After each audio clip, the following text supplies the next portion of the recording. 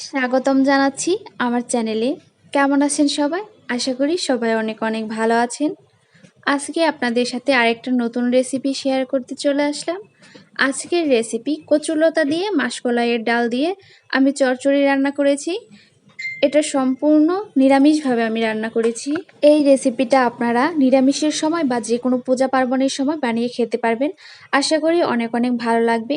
অনেক মজার সুস্বাদু একটা রেসিপি। এছাড়াও কচুলতা কিন্তু আমাদের স্বাস্থ্যের জন্য অনেক উপকারী। চলুন শেয়ার করি আমি কিভাবে এই রেসিপিটা বানিয়েছি। তো এর জন্য আমি প্রথমেই কচুলতা তুলে নিয়ে আসলাম। এই লতাগুলো আমাদের বাড়ির পাশেই কচু গাছ থেকে তুলে আনা হয়েছে। কচুলতা খেতে যতটা মজা তার থেকেও বিরক্তিকর কচুলতা থেকে আঁশগুলো ছাড়ানো।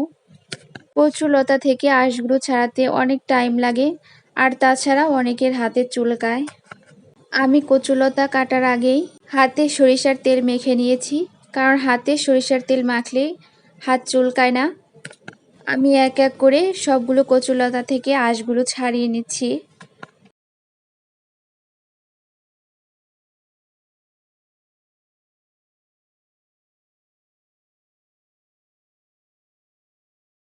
এবার কচুলতাগুলো ভালো করে ধুয়ে নিতে হবে।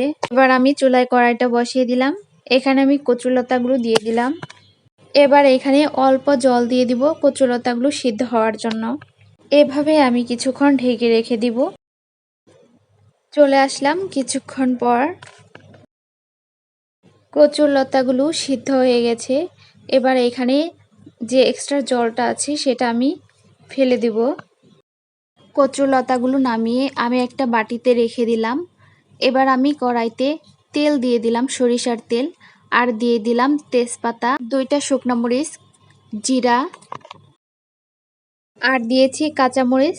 এবার আমি কচুলতাগুলো এখানে দিয়ে দিলাম, আর দিয়ে দিলাম সিদ্ধ করে রাখা মাসকলাইয়ের ডাল।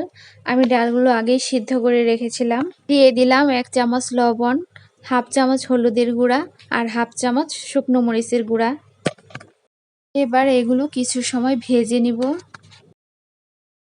কচুলতার রেসিপি অনেক মজার একটা রেসিপি, কিন্তু অনেক সময় দেখা যায় যে কচুলতা খেলে আমাদের অনেকেরই গলা চুলকায়, কিন্তু লেবু দিয়ে যদি কচুলতা খায় তাহলে গলা চুলকায় না বা কম চুলকায়।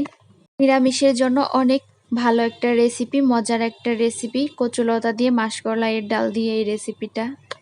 কচুলতাগুলো কষানো হয়ে গেছে। এবার আমি এখানে অল্প পরিমাণ জল দিয়ে দিব।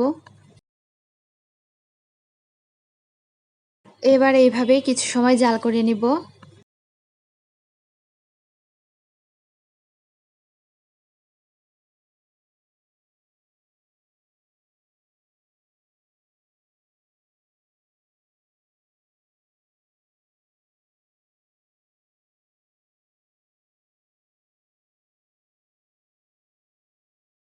আমার কচুলতা রান্নাটা হয়ে গেছে। এবার আমি এটা নামিয়ে রাখবো। আমার আজকের এই রেসিপিটা আপনাদের কাছে কেমন লাগলো অবশ্যই জানাবেন।